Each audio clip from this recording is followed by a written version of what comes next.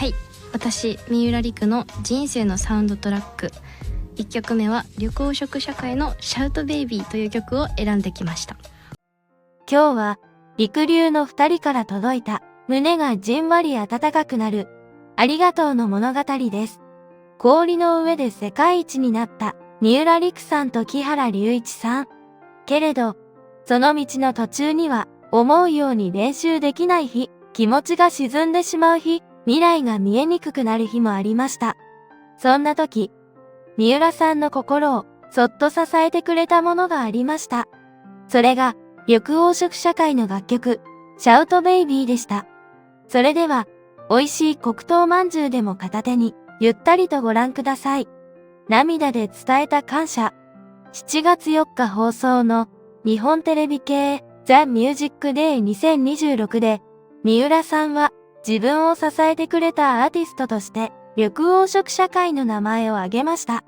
コロナ禍で日本に帰れず、練習拠点のカナダに滞在していた頃、氷上に乗ることもできず、落ち込むことが多かった。そんな日々に歌詞と音楽に助けられたと語っています。そして番組では、緑黄色社会のメンバーがサプライズで登場。三浦さんは涙ながらに本当に助けられたと感謝を伝えました。世界の頂点に立った選手が過去の辛かった時間を思い出しながら支えてくれた音楽にまっすぐお礼を言う。その姿は金メダルとはまた違う三浦さんの強さと優しさを感じさせる場面でした。木原さんの優しい笑顔。隣にいた木原さんも緑黄色社会について出身校が一緒なので親近感を感じていますと笑顔を見せました。三浦さんが涙で感謝を伝える横で木原さんが柔らかく場を包む。ここにも陸流らしさがあります。二人はいつもどちらか一人だけが目立つのではなく、片方が感情を溢れさせた時、もう片方がそっと支える。競技中のリフトやツイストだけではありません。言葉の場面でも、人生の場面でも、二人は自然に支え合っているように見えます。一曲が支えた時間。三浦さんが語ったのは、華やかな成功の裏側にあった静かな孤独の時間でした。コロナ禍、海外での生活、思うように氷に乗れない日々。アスリートにとって、練習できないことは、体だけでなく、心にも大きな重さを残します。そんな時に、音楽がそばにあった。誰かの歌詞が、自分の気持ちに寄り添ってくれた。それは、特別な人だけの話ではないかもしれません。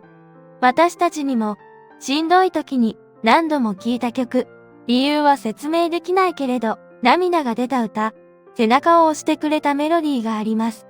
三浦さんの涙は、そんな記憶を持つ多くの人の心にも、静かに届いたのではないでしょうか。バックステージの一枚。番組公式 SNS では、櫻井翔さん、木原龍一さん、三浦璃来さん、緑黄色社会のバックステージフォトも公開されました。7月4日、9時間半の生放送の中で生まれた一枚です。競技会ではなく、音楽番組の舞台裏。スケート靴ではなく、感謝の言葉でつながる時間。引退後の陸流が、こうして別の場所でも、人の心を動かしていることに、第2章の広がりを感じます。浴衣の夏から、音楽の夏へ。この数日は、家庭画報8月号の浴衣特集でも、陸流の新たな魅力が話題になりました。三浦さんは、公式 X へ、1日で5着の浴衣を着た撮影について、色や柄が変わるたびに雰囲気が変わり、とても楽しい時間だったと報告しています。浴衣で見せた夏の笑顔。そして、音楽番組で見せた涙の感謝。どちらも、リンクを降りた二人の素顔です。氷の上では、強く、美しく、歴史を変えた二人。でもリンクの外では、楽しいことに素直に笑い、救われたものに素直にありがとうを伝える。そこに、陸流が長く愛される理由があるのだと思います。終わりに、今日は、7月4日放送のザ・ミュージックデイ2026で明かされた、三浦璃来さんと緑黄色社会シャウトベイビーの物語を中心にお届けしました。苦しい時に支えてくれた一曲。涙で伝えた本当に助けられたという感謝。そして、その隣で優しく笑う木原隆一さん。陸流の第2章は、競技の結果を伝える時間だけではありません。こうして、二人が何に支えられ、どんな人に感謝し、どんな思いで歩いてきたのかを知る時間でもあります。金メダルの輝きの奥には、歌に救われた夜がありました。そして今、その感謝を本人たちに届けられる日が来た。そのこと自体が、まるで小さなご褒美のように感じます。皆さんにも、辛い時に支えてくれた一曲はありますか？ぜひコメント欄で教えてください。今日の陸流の涙が大切な歌を思い出すきっかけになれば、きっとそれもまた音楽の持つ優しい力なのだと思います。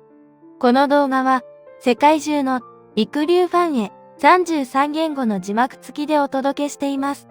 こんなコメントもいただきました。素晴らしい魅力あふれるデュオ、陸流さん、おめでとうございます。あなたたちの素晴らしいパフォーマンスを見るのが止まりません。動画もとても気に入りました。ポルトガル語の字幕もありがとうございます。コメント欄でも世界中の陸流ファンの皆さんが温かくつながれますように。いいねとチャンネル登録、そしてメンバーシップでもぜひこのチャンネルを応援いただけると嬉しいです。この動画が皆さんの心を少しでも温める時間になりますように。サンサンタイムズでした。はい、私三浦璃来の人生のサウンドトラック、1曲目は緑黄色社会のシャウトベイビーという曲を選んできました。僕木原隆一の人生のサウンドトラック、1曲目はバンプオブチキンの愛という曲です。こんばんは、三浦璃来です。こんばんは、木原隆一です。こんばんは、よろしくお願いいたします。ようこそスタジオへ。嬉しいでございます。初ラジオ。初ラジオ。おー、テレビたくさんね、もちろんオリンピック中もですけど出られてますが、どうですか？ラジオのが気が楽ですよね。なんか初めての経験で楽しみです。そうですか、はい、ありがとうございます。そしてね、皆さんにたくさんいてもらってらっしゃると思いますが、本当におめでとうございました。ありがとうございます。ありがとうございます。もうめでたいどころじゃないですね。そうですね、僕後、朝興奮して結構寝れなくってただまあそういう話は今日はもう多分いろんなところでしてると思うんで、そうですね、音楽とスケートというか、演技でやはり音楽って使われるので、どういうふうに曲を選んでるのかなとか、すごくお二人の音との関わりっていうのにすごく興味があったので。ありますよね。もともとどういう音楽が好きかとか、アスリートの人って結構音楽聴いて高める人多いんで、その辺の話ができたらすごくいいなと思ってるんですけど。はい、そうですね、そんなお二方ですけれども、4月に大阪で、スターズオンアイスジャパンツアー2026という、こちらでいらっしゃるということですね。木下グループプレゼンツスターズオンアイスジャパンツアー2026、 4月4日土曜日の昼夜2公演、4月5日日曜日の夜公演、さらには追加公演も決まりまして、4月3日金曜日夜公演の計4公演が東和薬品ラクタブドームで開催されます。20周年ということなんですね。このスターズオンアイス、三浦璃来、木村隆一選手の二方をはじめ、鍵山優真、坂本花織、中井亜美、有沙龍といった、オリンピックメダリストが一挙に出演しますし、さらには吉田詩那&森田正也組、そしてレジェンド2006年のトリノオリンピックの金メダリスト荒川静香さんの出演も決定したというスーパーゴージャスなことになっておりますが、楽しみですか？はい、やっぱり試合とは違って緊張感なく滑ることができるので、とても楽しみにしています。そうですよね。やっぱり試合だとここのポイントがとか様々にこう2人でね、なんかこうエキシビジョンとはまた違いますけど、このスターズオンアイスならではのこう滑り方っていうのは、演出とかは考えてらっしゃるんですか？そうですね、やっぱり試合用のプログラムを一つお見せし、競技用のプログラムをお見せしたいなっていうふうに思って、少しバージョンは違ったものになるかもしれないんですけど、オリンピックプログラムをぜひ披露できたらいい。そうですよね。生で見てもらうと全く違う感覚になるんで、スターズ・オン・アイス僕もずっとやらさせていただいてるんですけど、そうなんですね。スケートの削る音聞きながら見るってシャーってなんかね。全然リアリティが違ってきて、テレビとはまた全然違いますよね。そうですね、お客様の位置も試合と全然違うので、あーそうかそうか本当にすごい近いですよね。はい、エキシビションならではだと思ってます。はい。でまたね、きっと最後に皆さんでとかこう、はい一斉に滑られる瞬間とかもあるんだろうし、みんななんであんな仲いいんですかね。なんですかね。やっぱりもともと皆さん仲良かったっていうのはあると思うんですよ。団体戦がやっぱり回数を重ねてきているので、でも海外の選手とも仲いいじゃないですか。そうですよね。ライバルであるんですけど、やっぱりみんなスケートファミリーなので、お互いがその努力を多分見てる。なんか気持ちいいですよね。お互いにこう順位関係なく称え合ってよかったねっていうね、いう姿をこう時々拝見しますけど、本当はどうかわかんないですけどね。僕がそういう生き方をしてるんで。でも単純な話、こう三浦選手とかこの木原さんのすごいスピードで投げられるって言いますか、空中にポーンっていくじゃないですか。相当な速さっていうか怖さとかはないんですかね。スピードがないと逆に怖くなってしまうので、もうスピードでもういっちゃう。ポーンって言ってくれみたいな。でも千秋さんとかでスケートやったことあります？そもそも。あるけど大変じゃないですか。あんなツルツルしたものの上を。あんまり得意そうじゃないですよね。得意じゃないですね。ちっちゃい頃よく言ってましたけど、僕らの世代ってちっちゃい頃ってスケート必ずやってたんですよ。そう家族で必ず行くんですよね。僕京都なんですけど、京都のすぐ近くにスケートリンクがあって、そこにその時好きだった女の子を連れ出して、素敵。スケート場だと普通に手つなげるじゃないですか。ありますね。私たちできないんでそれ。そうなの。もともともう滑れるから。そっか。だから滑れない振りとか。常に手つないでるけどね。本当だ本当だ。はい、今日はこのいつもお一人のゲストの方に、2週にご登場いただいて10曲セレクトしていただいてるんですが、今夜はスペシャルということでお二人に2曲ずつご自身の人生を彩る人生のサウンドトラックをセレクトしていただきます。では1曲目、1曲目はよろしくお願いします。三浦陸さんからです。はい、私三浦陸の人生のサウンドトラック、1曲目は緑黄色社会のシャウトベイビーという曲を選んできました。これはどんな時に聴いていたとか思い出は？これは2020年のコロナ禍の時なんですけど、当時表情練習もなくなってしまって、カナダで陸上トレーニングしかできなかった時に、木原選手、当時木原選手の、お家まで毎日歩きながら聴いていて、歌詞なんですけど、どこにたどり着けばいい分からなくて、ただすがりついて毎日の不安をかき消すほど胸を焦がす、憧れなど消えない変わりたいが当時の心境とすごく重なっていたので毎日聴いてました。やっぱりこう結構不安というか、その練習ね、氷の上に行けないっていうのは。そうですね。あと当時まだ、大学1年生でカナダで初めて1年半ほど、日本に帰れない時期を過ごしていて、精神的にもすごく不安定になってしまって、練習もできない、何のためにカナダにいるんだよっていう風な気持ちになっていたので、その時にこの曲にすごく救われたなっていう風に思ってます。じゃあちょっとこう元気が出るというか、そのモヤモヤしながら、こう陸上練習をしながらも、木原さんはちょっとお兄ちゃんなわけですけど、そういうこう陸さんの焦りというか、なんかこうちょっと大変そうだな精神的にみたいなのは隣にいておもんばかったりされてたわけですか？そうですね。ちょうどコロナ禍に入った時で、日本にも帰りたいけど、でもオリンピックの出枠を取らないといけないのでカナダに残らないといけないっていう非常に難しい状況だったので、三浦選手、陸ちゃんと今日呼ばせていただきたいんですけど、陸ちゃんはかなり気持ち的にも辛そうだなっていうのは見てて、僕も感じてた時期です。コロナの時って僕はもうコンサートの仕事をしてるんですけど、コンサートも当然できなくなって、そうすると歌ってるアーティストも同じ思いだったと思うんですよ。表現の場を急に失うみたいな。で多分練習の場もなんかこの先どうなるんだろうっていう不安があの時蔓延してたじゃないですか。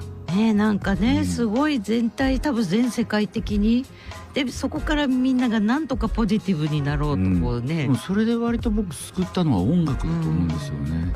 辛かった日々がふっと忘れるぐらい今が変わったんで嬉しいですね。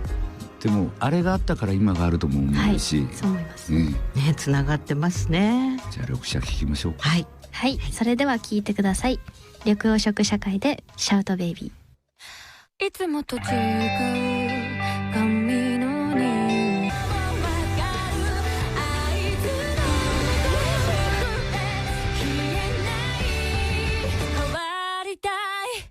お届けしたのは三浦選手の人生のサウンドトラックから緑黄色社会シャウトベイビーでした。数年経ってますけど今でもこの曲を聴くとちょっと思い出すですか？もう試合前は必ず聴いてます。そうなんですか。いやモチベーションを上げる曲でもある。はい、あともうやっぱりそのコロナ禍がすごく辛かったので、それをもう忘れないように、それがあったからこそ、今につながっているんだなっていうふうに思っているので、忘れないようにって言えるところがいいな。いいですね。忘れたい人もいっぱいいるんである強いね。先ほどは三浦選手のね、はい、緑茶の曲を聞いたんですけど、シャウトベイビーセレクトしていただきました。さてどうですか次は。僕木原龍一の人生のサウンドトラック1曲目はバンプオブチキンの愛という曲です。おー、バンプ来ました。しかも新しいバンプ。そうですね。こちら2025年去年の12月にリリースになりましたテレビアニメ僕のヒーローアカデミアファイナルシーズンのエンディングテーマという、これはお二人とも大好きで先ほどの緑黄色社会の曲も、ヒロアカのエンディングの曲なんですよ。そうか。はい、そうですね。2人ともヒロアカが大好きで、そのアニメを見ている中で、バンプさんこの曲に出会って、試合前ずっと聴いてました。これはやっぱりなんかこうね、藤君の曲っていうのはすごく背中を押してくれるというか、こう、はい、もう歌詞がなんかすごく響いて、バンプって勇気をもらうというより何なんだろうな、心に刺さる。そうですね。本当に今回このやっと見つけたここまで来たっていうのは、この自分たちがこの7年一緒に積み上げてきた、やっと見つけたっていうのはもう触れるよっていうのはこの自分たちの中でこの金メダルが近く手の届くものにあるっていうその自分たちに置き換えて、そうですよね。試合前本当にずっと聞いて、毎日1日1回滑る前必ず聞いて、わー嬉しい話ですよね。ですってよ。でも僕やっぱ他の方とか例えば全然違う陸上選手とかも突然意外なバラードを試合前に聞くっていう人がいたりとかで、それなんでって言ったらその方が心落ち着くからって、あと上げる曲じゃなくってバラードっぽいのがいいっていう人もいれば、そうですよね。みんなそれぞれなんですよね。テンションとしてはどっちかっていうと試合前は上げていきたいタイプです。割とこう一日の生活の中で音楽を聴いている時間っていうのはどのくらいあったりするんですか？リンクに行く前は必ず自分のマイブームの曲、自分たちのマイブームを必ず車の中で流して、それがルーティン化。そうなんですね。ちなみに今マイブームはこの曲以外だとどういう感じなんですか？マイブームはやっぱりミセスさんのこととかやっぱり練習行く前にずっと聴いてましたね。そうなんですね。今は、練習の拠点はカナダっていうことですけど、こうやっぱり日本の曲とか恋しくなったりとかってあります？常にでも日本の曲を聴いてます。やっぱりそうなんだね。でもやっぱ詩の世界観をねさっきから言ってるから、詩にやっぱ触れることが大事なのかな。ありますね。やっぱり元気づけられます。じゃあ聞いてみますか、バンプ。聞きましょう。じゃあ木原さん曲紹介お願いいたします。はい、それでは聞いてください。バンプオブチキンで愛。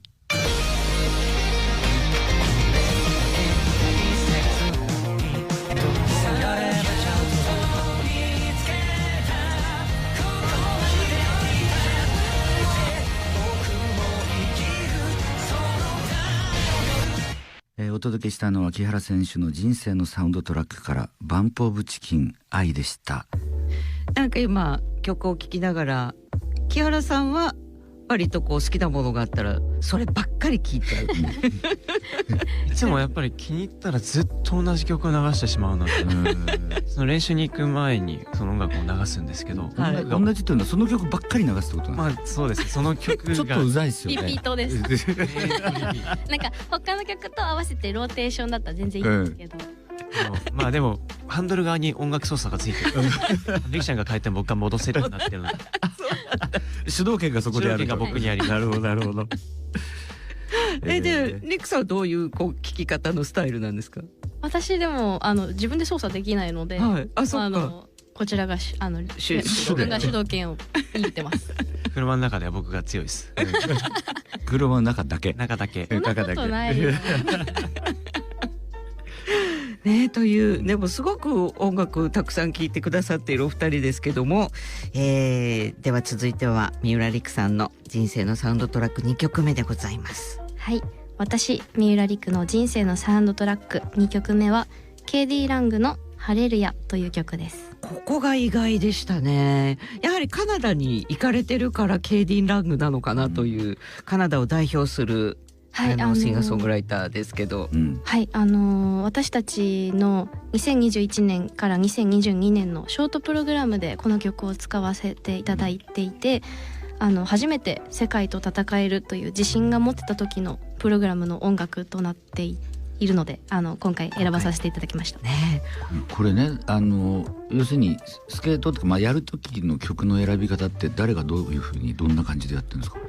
やっぱり最初はコーチの方と相談したり、その振付師の方と相談して、その自分たちに合う曲を提案していただくんですけれども、自分たちから曲を持っていくっていうこともあるんですけど、やっぱりなかなか滑りたい曲と合う曲って確かに一致しないんですよね。そうか、そうなんですね。なかなかその自分たちの曲が意見が通るってことは少ないかなと。例えばどんな曲をプレゼンとか？やっぱり僕たち映画のサントラ、ストーリー性のあるものが好きなので、そういったものをよく提案させていただくんですけれども、なかなかその振付師の方から多分これは雰囲気合ってないしっていうのもあるので、それは振付師の意見の方が強いんですね。そうですね、やっぱりプロの方なので、振付師の方を信頼してじゃあちょっと違う曲にしますということで。なんだよとか違うんですか？滑りたかったなっていうのはあります。このハレルヤってもともとレナード・コーエンの、がオリジナルでケイディ・ランがカバーしてるわけですけど、女性の声でね、滑るっていうのもなんかすごくこう好きというか、どういうとこがお好きなのかなと思って。本当に歌声もそうですし、曲が聞こえてくると自然に踊ってしまう、プログラムに乗せて本当に大好きな曲です。これやっぱね、カナダって独特な雰囲気ありますよね。アメリカとは違うし、ヨーロッパとも違うし、でも微妙にね、フランス語が通じる、フランス語が結構母国語に近かったりとか、カナダすごいなんかカナダってなんか音楽的に言うと不思議なとこですよね。そうですね、どうですか、カナダの生活はお好きですか？はい、自然もすごく豊かですし、皆さんが本当に優しくて、英語があんまり堪能ではないんですけど、皆さんが本当に優しく喋りかけてくださるので。でも相当英語で喋らなきゃいけない場面多いじゃないですか。はい、日常会話はできます。本当に？だったらもっと喋ってるな。じゃあそのスーパーのやり取りとか、なんか喋りたくなると僕こうやって指で出すの。喋れと喋れと。難しいことは喋れる。そういうことはもう龍一さんに。僕もそんな喋れない。単語だけみたいな。いやでもリキさん確かリスニングがすごい。はい、リスニングはできま僕より多分いいと思うんですけど、英語力。多分じゃあ聞いて喋ればいいじゃないですか。確かに。2人でペアだから。そうですね。でもそういう風になんかこう日常生活でもこうお互いフォローし合いながら。そうですね、本当に2人でいつもフォローしてますね。そうなんですね。でもなんかいいな。日本でやるよりもカナダで練習した方がいいってことですよね、要するに。私たちのやっているペア競技っていうのは、今日本に指導者の方もいらっしゃらないので、ですよね。はい、カナダになります。そうか、やっぱそこの部分が大きいわけですね。そうですね。やっぱり危険が伴うので、なかなかそのシングルの方と一緒に練習するっていうことも難しいので。ああ、そうか。またテクニック的には全然そのシングルの方、もちろんシングルでも滑れると思いますけど、全然また違う部分っていうのが多そうですよね。全く別物だよね、あれは。ペアとシングルのトレーニング方法も全然違うので、やっぱり最初は難しかったですね。もともとお二人それぞれシングルで滑られて、で途中から転換されるわけですけど、やっぱりその辺が一番大変だったですか？人と滑る。私は小学校本当に低学年の頃からペアにすごく興味を持っていて、木原選手の前のパートナーと滑らせていただくことになった時に、もうすぐにペアやりたいって言って転校しました。そうなんですね。で実際やってみて、はい、すごく楽しかった。ああ、そうなんだ。やっぱ楽しいっていうのが一番、なんかね、伸びる。日本ではその頃まだペアがね、ほとんど認識もそんなにされてない時代で、ペアとアイスダンスっていうのがあって、あんまり分かってないでしょ。いや、なんとなく分かって、そのルール的にね、距離感とか、ね、ダンスはなるだけくっついてるイメージが。ダンスはジャンプがないです。あんまり離れてもいけないっていう、はい、そうですね、感じだったり、それがやっと今団体競技っていうのができたっていうのもちょっと大きくて、やっぱみんなでこう協力し合うって、まさに最初の話に戻るけど、だからペアやり始めた頃、ペアやる人ってすごいなって思って。いなかったですよね。13年前からそのペアに転校させていただいたんですけども、やっぱり先輩の方もいらっしゃらなかったので、なかなかそういった面では大変なことも、学ぶことができないとか。そうですね。日本にいるとちょっとしたそのアドバイスを求めることってできなかったので、それ大変ですよね。指導者がいない中でね、やっていくって大変じゃないですか。そうですね。でもなんかこうすごい先のことですけど、今現役でいらっしゃいますけど、お二人を見てペアやりたいなっていう子どもたちとかがきっと出てくると思うんですよね。そしたらやっぱりこのお二人がこれからね30代とかになっていった時に、もし指導者という新たなスタートを切ってくださるならば、すごくやっぱりいいかなと。それが自分たちの夢でもあるかな。日本を本当にペア大国にする、そのシングルよりもペアが強いんだよっていうことを、それが2人の最終目標でもあるので。そうなんですね。もちろんもうしばらくね現役のお姿を見ていたいですが、ありがとうございます。でもね、今日も話したように、まずスケート場に行ってもらってね、滑ってもらうっていうのが最初の一歩かな。それで楽しさを覚える。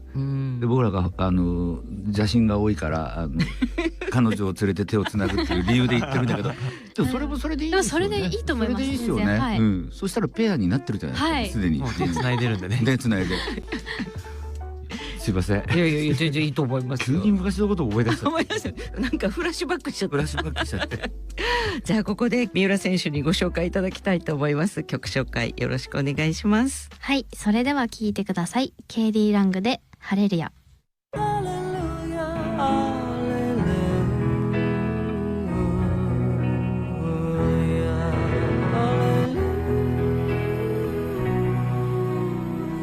お届けしたのは三浦選手の人生のサウンドトラックから KD ラングハレルヤでした。いい曲ですね。はい。なんかね、聞くとやっぱりちょっと滑りたくなっちゃう。なりますね。やっぱりいろいろ思い出すよねこれ。スケート人生の転換、ターニングポイント。ターニングポイントの曲なので。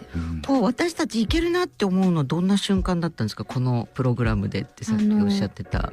当時結成して、コロナ禍があって2年目で初めての世界選手権出させていただいたんですけど、その時にたくさんのコーチの方にあなたたちはトップ10に入るよっていうふうに言われていて、それは本当に信じられなかったんですけど、実際10位に入って、それが本当にこの曲の時だったので、たくさんの方に支えられて、曲にも支えられて。でもこうやってほら毎年曲を変えていくわけじゃないですか。その曲に対するそのオマージュとか思い出みたいなんてやっぱりそれぞれの曲にそれぞれのなんかものが紐づいてるってことでしょ。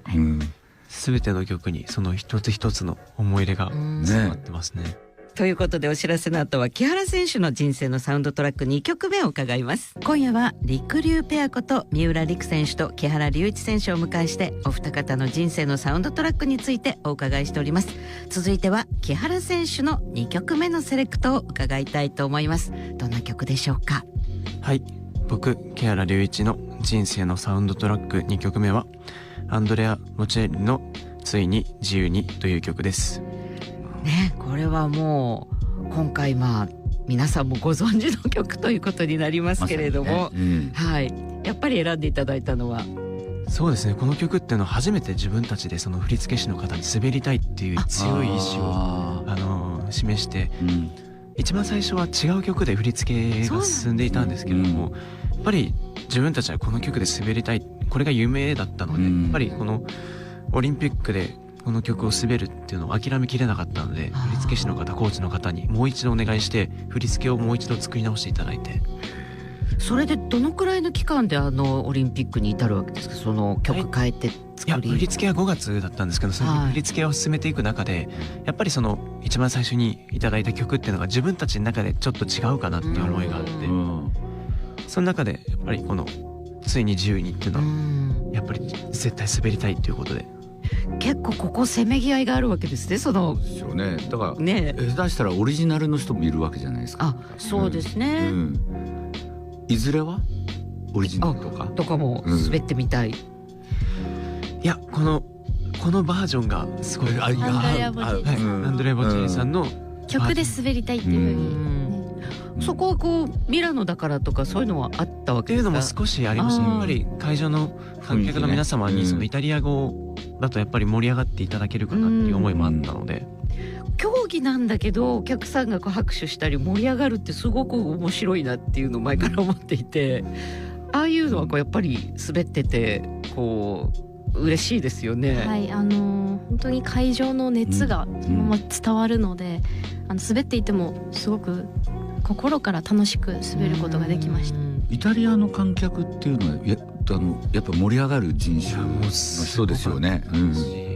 全ての国の選手に対して温かく応援してくださって、そうですよね。それがその滑ってて僕たちも感じましたし、やっぱりその緊張してる中で応援していただけたので、それがすごいパワーに変わったのっていうのを覚えてます。緊張ってどのくらいするんですかっていう言い方変ですけど難しいですね。いやなんていうの、数字で表せないから。いや例えばショートだと割と気が楽とか。ショートの方が緊張しますね。そうなんですか。はい、失敗してしまったら終わりっていう風な、イメージがあったので、だからこそ今回のショートプログラムで大きなミスをして、もう表彰台も無理だなっていうふうに思っていたので、そうじゃないとこがすごいよね。いやもう本当に皆さんから言われていらっしゃると思いますけど、でもシーズンの本当に最初とか、本当に結成した当初っていうのはすごく緊張していたんですけど、やっぱりもう積み重ねて、もう失敗も経験ということで、その裏打ちになって、オリンピックのフリープログラムでは緊張はしなかったです。そうなんですか。割とじゃあ楽しいか。でも途中がちょっと笑顔になってますもんね後半木原さんとか。前日にリフトの失敗があったので、その3つ目のリフトが終わるまでっていうのは気が抜けなかったんですけども、映像を見返してみるとその3つ目から表情がすごい緩んできてたので、やっぱあったんですよね。やった感。そうですね。俺やったぞ感がすごい。全ての得点を獲得したっていうふうに確信したので、よしって思いました。って思ったよね。ありました。やっぱそこは2人でその時よし、私たちよしだよねみたいなことは滑りながらこう伝わり合うわけでしょ。でもやっぱりその最後のエレメンツまで気が抜けなかったので、終わった瞬間はもうやってきた全てのことが報われた瞬間、本当に良かったねってでもあれですよね。日本中の人がテレビの前でってやってたっていう。大号泣のね。この曲聴いただけで泣いちゃうって人いらっしゃると思います。やっぱこう音楽とそのシーンってどっかでリンクしてるじゃないですか。だから音楽ってすごいなと思うのは、昔のことを思い出す。さっきのハレルヤもそうだけど、ハレルヤ聞いたらあの頃のコロナの時のって思い出したりとか、やっぱすごく僕音楽とも相性がいいと思うんですよ。そうですね。でも音楽がないと滑れないんですもんね。そうですね。はい滑れないです音楽必要です。じゃあ木原さん、この曲をご紹介ください。はい、それでは聴いてください。アンドレア・ボチェッリでついに自由に。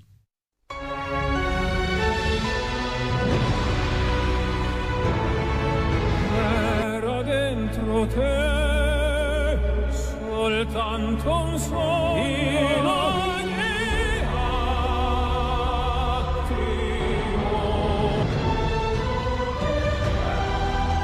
soltanto a te.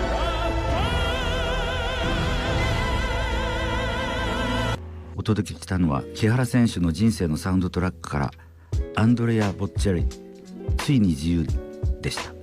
ということで今週はりくりゅうペアこと三浦璃来選手と木原龍一選手のお二人に2曲ずつ人生のサウンドトラックセレクトいただきました。三浦選手のサウンドトラックからは緑黄色社会のシャウトベイビー、ケイディ・ラングハレルヤ、そして木原選手のセレクトはバンプオブチキンの愛、アンデレア・ボチェッリついに自由にということでしたけども、今さっきこのついに自由には去年はい一回これで滑りたいなと、はいで出しました。でもその時は却下されました。それやっぱちょっとその戦う感じがお二人のペアには合わないという合わないことで、うんやっぱりその2人の雰囲気に合わないっていうことで、もうちょっと柔らかい感じというか、そうですね。どちらかといったらなんかほんわかしてるような、うんうんうんお二人で協力しているような関係のイメージがあったので、なるほどやっぱりその刀剣士でこう戦っていくイメージじゃないっていうことで、なるほど。で去年のシーズンは一回ちょっとじゃあはいってなったけれども、やっぱり今シーズン、大一番には使いたいなって、買いたいなっていう風に思って一度また今年も今シーズン最初に出したんですけど、うんそれでもやっぱり却下されて、はい、そうだ2回却下。でもやっぱり2人です絶対この曲じゃないと、この曲でオリンピックを滑りたいって絶対後悔すると思って、まあ、そういう思いもあってその最後のシーンまで行き着くとなんかねストーリーとしてはすごいですよね。ねなんかね。そしてね、その戦う相手をそのお互いではなくて、その掴み取るために、運命のそれに向かって、まず曲を勝ち取るために戦ったわけじゃないですか。はいめっちゃ戦いました。めっちゃ戦いましたそこから戦いが始まってるわけで、交渉しました。そういう時はどういう言葉でっていうか、どうしてもオリンピックこれっていうのはどんな言葉で伝えたわけですか？シンプルにやっぱりこの曲でオリンピック滑るのが僕たちの夢なんだっていうことを一番伝えたいことを伝えました。そしたら分かってくれた。はい。じゃあちょっと今ね、それも振り付けちょっとスタートしてるところだ。そうなんですよ。はい。やっぱり振付師さんからするとその王道の曲は避けがちみたいなのがあったので、あるね。本当にザ王道みたいなの持ってったので、逆に誰かと被っちゃうかなっていうふうに思ったんですけど、被ることもあるんですか？被らなかったですね、このバージョンは本当に。あるんだ。でも被ることよくあるので、やっぱ王道の曲だと。そうか。でもそしたら一つの大会で同じ曲で別。オリンピックでありました。そうなんですか。でもこのバージョンは被ってない。そうなんですよ。いやそれもどっかで戦いなんだ。いやちょっと計算、そうですね、早くリリースした方がいいかなってあったんですけど、そうか。先手必勝で。先手必勝もありかなっていうふうに思った。リクリューは今回これフリーはこれを滑るよって言っちゃうっていう。はいいやなんかすごいいろいろ話伺えて今日はすごかったですね。そうですね。なんか思い残すことないですか？もうこのままカナダ行っちゃうんですもんね。しっかり思い残すことはないです。東京で美味しいものを日本戻ってきて好物はいっぱい食べたり。お寿司食べました。お寿司食べましたか？僕なんかセットリスト作りましょうか。なんか曲お二人のおすすめの最新のとかはい、ですお願いしたね。いです。でも主導権ね、握ってが持ってるんで。飛ばされたり飛ばされて、またでもここは好きみたいな。変な曲選びやがってみたいなね。好きなところでは止まっていただいて。はい。これからもぜひ音楽を聴いていただきたいと思います。じゃあ本当にすぐカナダだと思うんですけど、体だけは気をつけてありがとうございます。頑張ってください。引き続きご活躍を楽しみにしています。はい。今日はありがとうございました。ありがとうございました。今週はスペシャルゲストりくりゅうペアこと三浦選手と木原選手お二人をお迎えしました。今撮り終わりましたけど、そしたら初ラジオっていうのがね。でまたね関西そう宝塚なんでお父さんがね FM 聞いてるってさっきね言ってて嬉しいですね。嬉しいですねそして音楽これだけ愛していただいて、なんかすごく幸せな1時間でした、ね、アスリートいろんなアスリートを応援するっていうのはこういうことですよ。広げてほしいです。広げてほしいです。はい、ということでそろそろお別れの時間です。